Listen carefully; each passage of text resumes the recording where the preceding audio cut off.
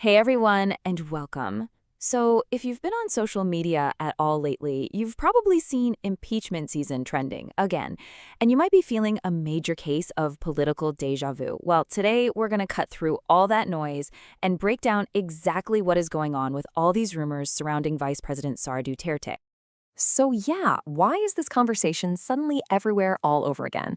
The key to understanding all this buzz isn't really about what's happening right now, but about a very, very specific date that's coming up on the calendar. And this is it. This is the date everyone in Philippine politics has circled and read, February 6th, 2026. This is not just some random day, okay? It marks the end of a really critical constitutional ban that has basically put any new impeachment talk on pause. Until now.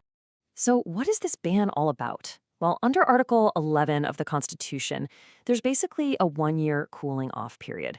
You can only try to impeach the same official once within a one-year window. And since the last process against the vice president wrapped up in February of 2025, the clock has been ticking. On February 6th, 2026, that clock officially runs out. But to really get what's at stake here, we have to rewind a little bit. The events of 2025 are pretty much the first act of this whole political drama, and they set the stage for everything that we're seeing today.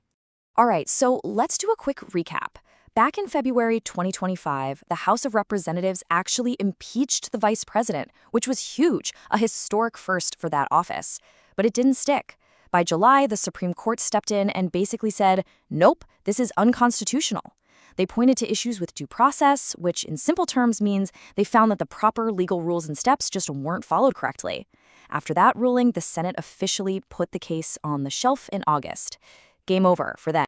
And that brings us right back to 2026.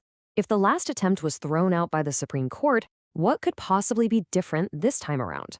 Well, it's not just a rehash of the old arguments. A completely new name has surfaced. And with that name comes a whole new set of very serious allegations.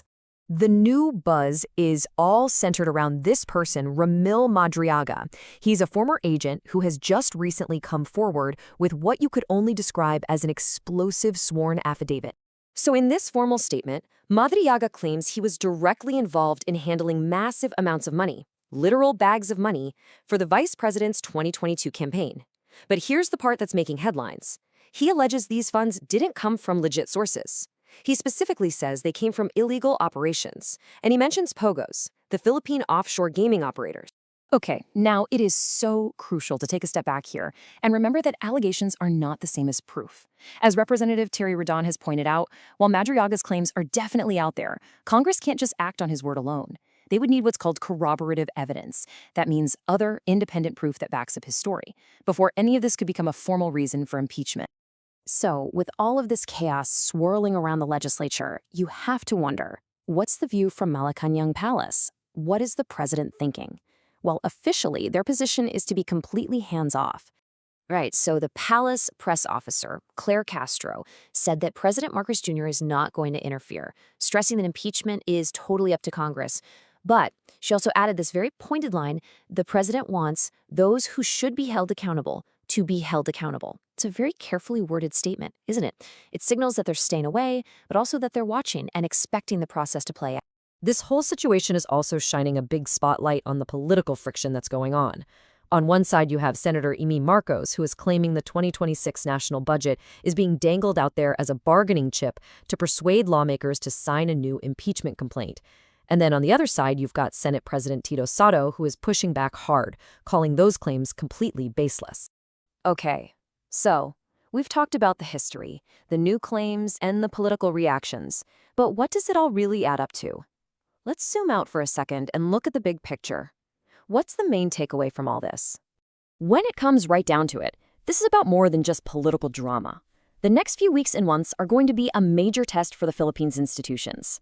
It's about how the country handles accountability at the very highest levels of government. And it's a question of whether our legal system can actually withstand this kind of intense political pressure.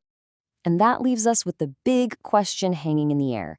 As that February 6th date gets closer and closer, are we watching the lead up to a legitimate impeachment 2.0? Or is this all just a ton of political noise that's eventually going to fade away? For now, only time will tell. Thanks so much for joining this explainer.